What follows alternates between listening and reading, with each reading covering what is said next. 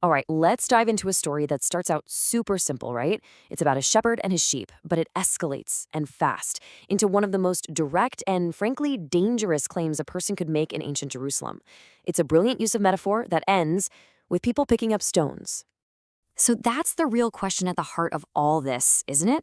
Is this just a nice little story about life on the farm, or is it a very, very carefully built argument for being God himself? That's the tension we're going to unpack here. So it all kicks off with a parable. Jesus is talking to the religious leaders of the day, the Pharisees, and he tells them this story that seems pretty straightforward. But they're just not getting it. They have no idea what he's really talking about. He sets up this really clear contrast. On one side, you've got the real shepherd. He walks right through the main gate. The sheep know him, they know his voice, they trust him. But then you've got the thief. He's sneaky, climbs in some other way, and the sheep, they freak out and run because he's a stranger. It's all about who's legit and who's not. But the Pharisees were totally lost. Okay, so since his audience is just staring at him blankly, Jesus basically decides to drop the whole metaphor thing and just spell it out for them. And this is where the claims start to get, well, incredibly bold. So now he starts connecting the dots from the parable directly to himself. And he does it using these super powerful I am statements. Now, for his audience, that phrase I am was a huge deal. It's the same way God revealed his name to Moses in the Old Testament. It was a formula for claiming divinity, and he's about to use it over and over again. First up, he says, I am the gate. Notice, he doesn't say I am a gate. He says I am the gate. He's claiming to be the one and only way in, the single point of entry for safety. And he's implying that anyone who tries to get in another way, well, they're those thieves and robbers he just mentioned. And then he goes even further. He's not just the entrance, he's the leader. He's the protector. He takes on the title of the Good Shepherd, and then he goes on to define exactly what that means, drawing another really sharp line in the sand. And this pretty much sums it all up. You've got the hired hand who's just in it for the money. As soon as a wolf shows up, real danger, he's out of there. Why? Because the sheep aren't his. But the Good Shepherd, he owns the sheep. So his response to danger is completely different. He doesn't run. He puts his own life on the line. And this idea, this willingness to lay down his life, becomes the absolute core of his whole explanation. But the way he talks about it, it's not a tragedy or a defeat. He presents it as an act of total power and authority.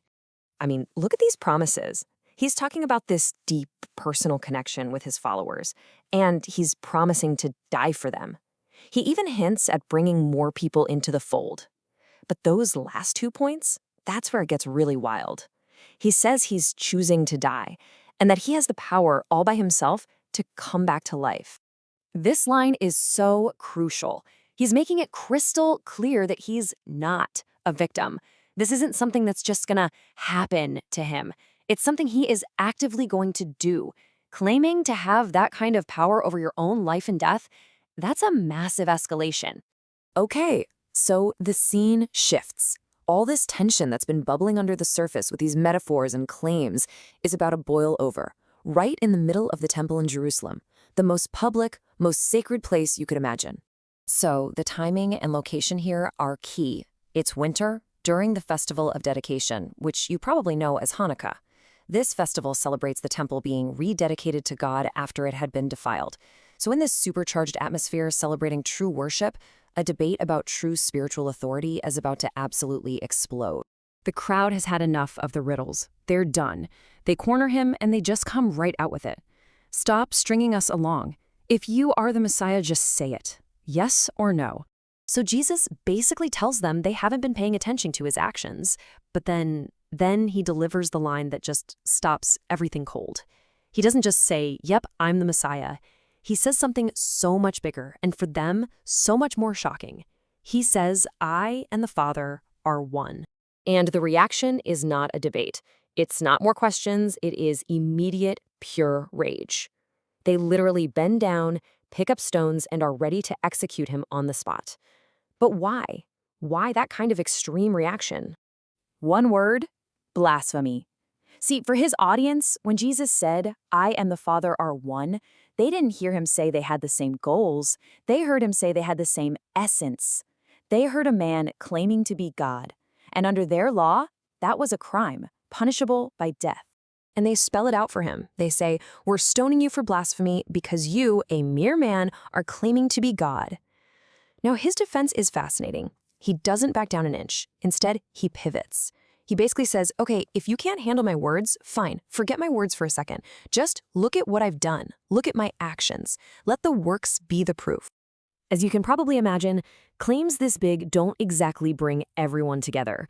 It completely fractured the crowd. Everybody who heard him was forced to pick a side. There was absolutely no neutral ground left. So the crowd splits into these distinct groups. You've got a big chunk of people, the accusers, who just write him off as crazy, demon-possessed. But then you have another group who stands up for him, pointing to his miracles, asking, can a demon open the eyes of the blind? And then a third group. They're convinced. The very words that made some people want to kill him made others believe in him. And that's really the takeaway here, isn't it?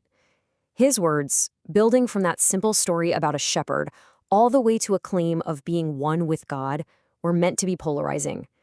They were designed to make it impossible to just sit on the fence about who he was. And that leaves all of us with the same question his defense raised. When someone says something that sounds completely unbelievable, something that words alone just can't prove, how much weight do their actions carry? It's the challenge he left his audience with then, and honestly, it's a question that still hangs in the air for us today.